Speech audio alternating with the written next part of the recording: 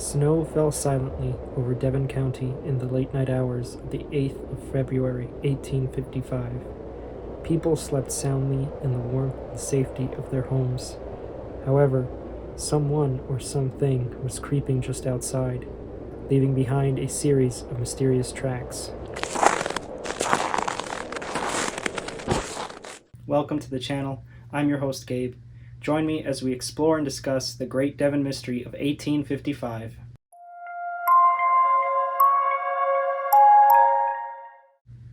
On the morning of the 9th of February, 1855, people in and around the Exe estuary in Devon County, England, awoke to a strange sight. Tracks described as those of hoofs were found in the freshly fallen snow. Did somebody lose a donkey or a cow in the night? Was it just deer passing through?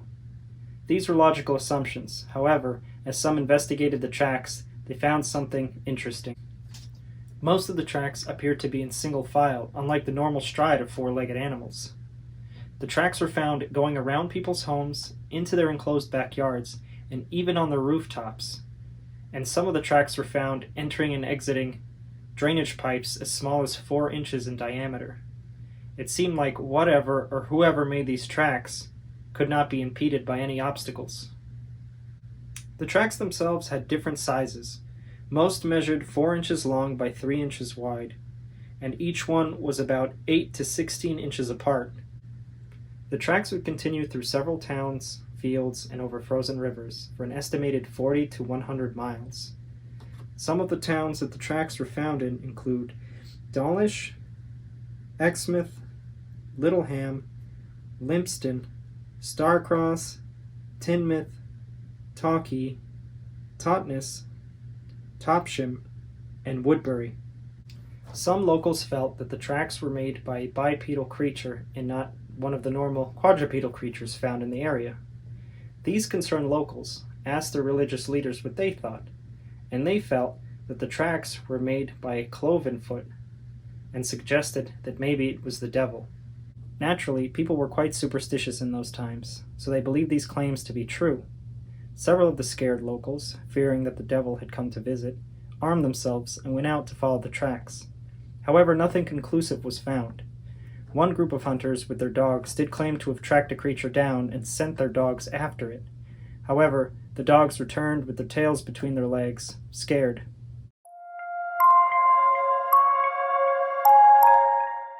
It was a cold and snowy night when the footprints were formed, and come the early morning hours, you had light rain and a slight thaw, which did warp some of the footprints.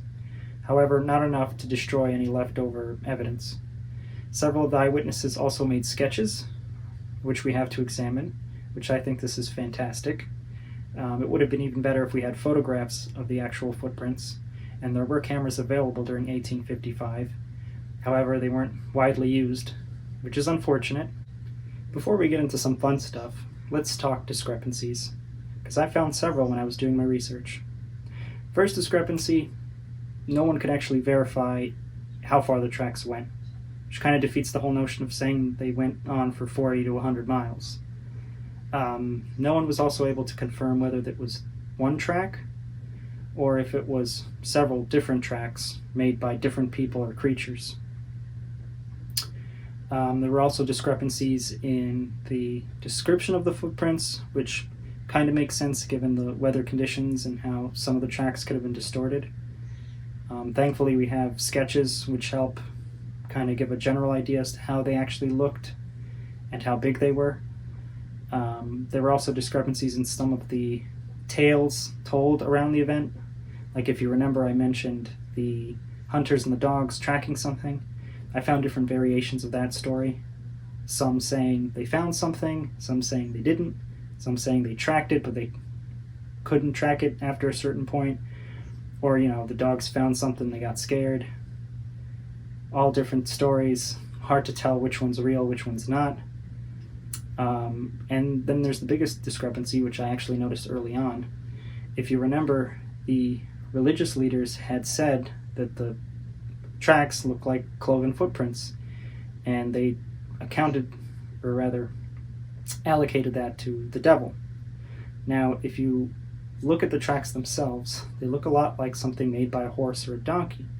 And in fact, several of the eyewitnesses said that the tracks looked like they were made by a donkey, and specifically mentioning that the way the footprints were sitting on the ground kind of matched the stride of a donkey. Now, animals like deer, goats, sheep, pigs, they have cloven footprints. And if you compare the sketches to, say, deer tracks in the snow and horse tracks in the snow, you can see that the horse tracks match more closely to what the sketches show. A discrepancy like this is, I think, huge, and it kind of defeats the whole notion of calling this phenomenon the Devil's Footprints of 1855. So if the devil didn't make these footprints, then who or what did? Well, I have a couple theories we can look at that may explain the whole phenomenon.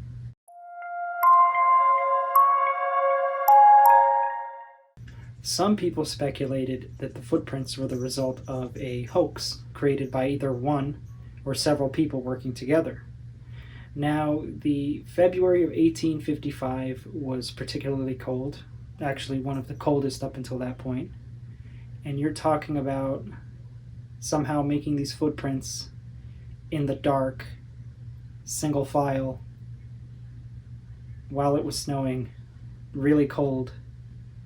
And I mean, what would they even be using? Special shoes with hoof prints attached to the bottom of them? And if you look at the sketches and go by eyewitness accounts, there was no extra footprints around. It was just the hoof prints in the ground. So, you're trying to tell me that somebody would make the footprints as they went and then double back on the same footprints back to their house? I mean, yeah, footprints went around people's homes, but I didn't read anything about any accounts going right to anybody's door. So I find the whole notion of calling it a hoax hard to believe, given the time period, the limitations in potential technologies to perpetrate a hoax, and I mean, what would even be the reason? Why would you want to troll the whole community or a whole area? It's not like it would have done anything for the community.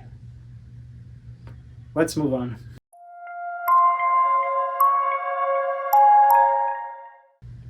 A local man claimed that an experimental weather balloon had escaped the Devonport dockyard the night the tracks were made.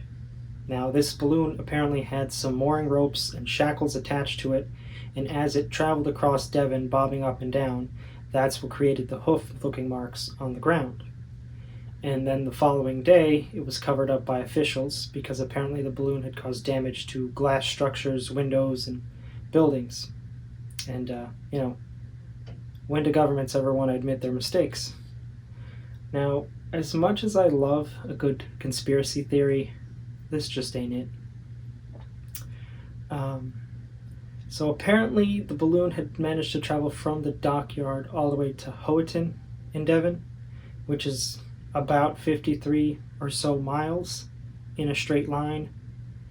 And while the balloon moving in a straight line bobbing can kind of account for single file looking tracks in the ground, it doesn't really account for all the zigzagging the balloon would have to do in order to hit all the spots where the footprints were seen.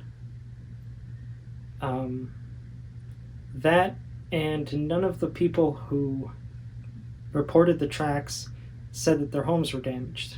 They just said that they found tracks on their homes or in their backyards, on their stuff, around their stuff. But nothing was damaged.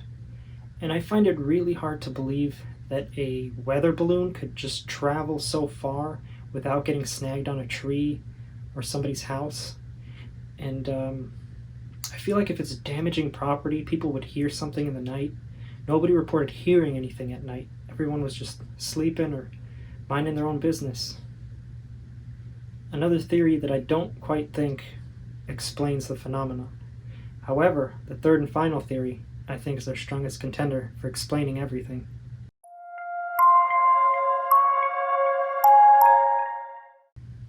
Sometimes the most boring theories can actually be the proper explanations. let's start with the most suspected culprit, a donkey. Now, a lot of people had described the footprints as looking like donkey tracks, and the way they were sitting in the snow in a single file fashion is apparently the stride of a donkey. I would know, I don't own one. And, an escaped donkey in the night could explain some of the tracks. However, it doesn't explain the tracks found on rooftops, on walls, and in people's locked backyards. There is an explanation for this, and you might not suspect it, but it's mice. And I know what you're thinking. Mice are kind of small. They don't exactly have hoofs. But let me explain. England has the wood mouse. It's pretty common all around, and during periods of snow, these mice would hop instead of cutting through the snow. They do this so they can see where they're going. And when they hop, how they land has a tendency of looking like hoofprint-shaped tracks. It would explain the single file kind of style that a lot of the tracks were found. And these mice can hop as far as 13 inches, which can explain the distance between some of the tracks. I believe they were 8 to 16 or so inches apart, some of them. The mice can also explain how some tracks are found on rooftops, on walls, on hay bales, and some of the tracks appearing to have gone into drainage pipes and out of drainage pipes. I honestly think mice and donkeys are a pretty good explanation as to how these tracks were formed. Much better than some other animals that people had suspected may have caused the tracks. For example, some people suggested frogs, which doesn't make sense because it's the middle of winter, and typically frogs are in a state of hibernation during winter in burrows, not hopping around in the snow. And then you had a reverend named Musgrave who had suggested that some escaped kangaroos had made the tracks around the county. Apparently there was an enclosure nearby and somebody had some kangaroos and they got out in the night.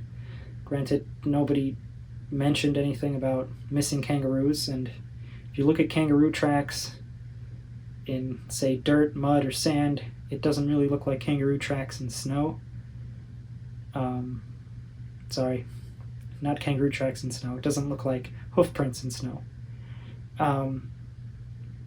And as outlandish as this sounds, it is.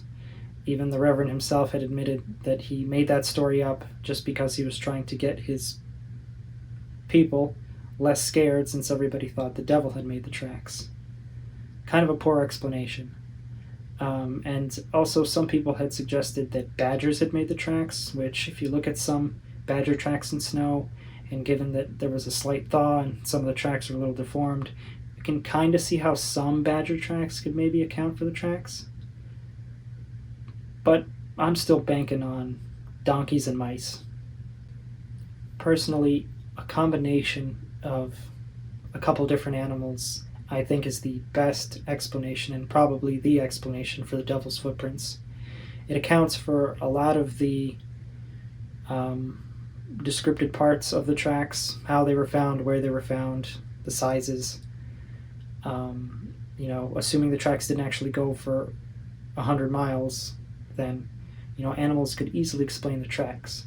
I also believe that some of the bits of the story, like the distance of the tracks, or for example the hunters and their dogs, those bits were exaggerated, maybe added on to just make the story sound better. You had a bunch of different newspapers publishing the story, so who knows if they made up stuff. Some stuff was word of mouth, so you know how things change as one person tells a story and the next person tells it. Can kind of get a little exaggerated. Details can change. At the end of the day, I don't think the devil actually visited Devon. It'd be kind of weird. Why England out of all places, and Devon County in the middle of the night?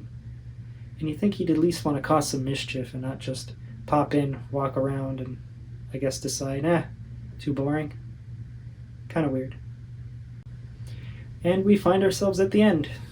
I hope you enjoyed the video. It's my first video, so, it's going to be a little weird. I filmed this throughout 3 days. A variety of factors contributed to that. trying to get used to everything, some technical difficulties. But I'm hoping to do more. I'm hoping to cover a wide variety of topics, different mysteries, strange occurrences, cryptids, paranormal stuff, maybe some true crime. Yeah, I hope you'll stick around for the journey. If you liked the video, maybe press the like button. If you didn't like it, hey, dislike. Why not? I would also like to know how you felt about the video. Things you didn't like, things you did like, things you'd want changed. As I make more videos, I'll refine myself more and things will be smoother and probably look a bit more professional. There were a lot of cuts during the beginning of this, and it's kind of a mess, but we'll see how everything turns out. I still have to edit all of this together. Yeah, hope you liked the video. Maybe hit the subscribe button. Yeah, can't forget that one. And I'll see you on the next adventure.